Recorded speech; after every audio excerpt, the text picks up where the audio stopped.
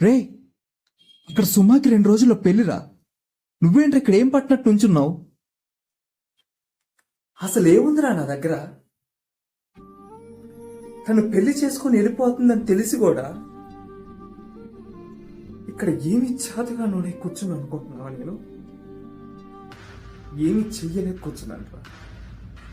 తనంటే నాకు 100 రెట్లు ఎక్కువ ప్రేమ ఉందిరా, కానీ అది చెప్పడానికి నా దగ్గర అర్హత లేదురా.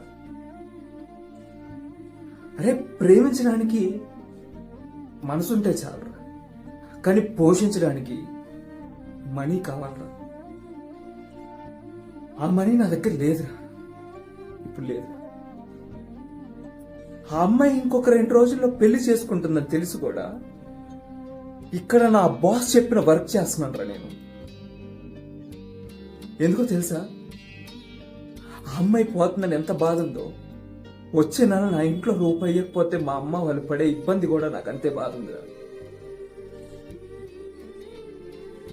మిడిల్ క్లాస్ లో పుట్టినందుకు బాధ్యతలు మొయ్యలేక, ప్రేమించిన అమ్మాయికి చెప్పలేక, ఇష్టమైన బండి కొనుక్కోలేక, నచ్చిన ప్లేస్కి వెళ్ళలేక నరకం అనుభవిస్తున్నాను రా, నరకం. రే, తను ప్రేమించిన రోజు నేను చాలా సంతోషంగా ఉన్నాను రా, కానీ తను పోషించాలి అనే ఆలోచన వచ్చిన రోజు నుంచి తను ఎవరిని పెళ్లి చేసుకున్నా హ్యాపీగా ఉండాలనుకుంటుంది ఏంట్రా నా మనసు. నా మనసే కాదురా, ప్రతి ఒక్క మిడిల్ క్లాస్ వాడి మనసు ఇలాగే ఉందిరా, ఇలాగే ఉంది. జీవితం చాలా చిన్నది, ఇష్టమైన జీవితం బతకాలి, ఇష్టమైన వాళ్ళని పెళ్లి చేసుకోవాలి, ప్రేమించాలంటారు.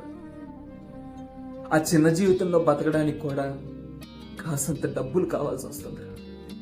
డబ్బు.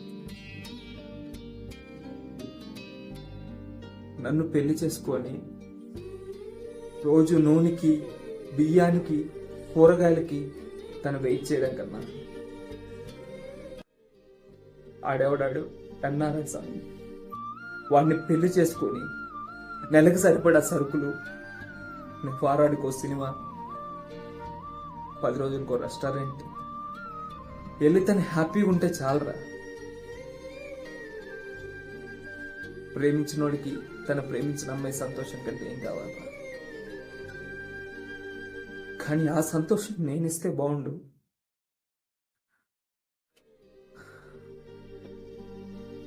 ఆ సంతోషాన్ని తనకివ్వడానికి నా దగ్గర ఏ అర్హత లేదు.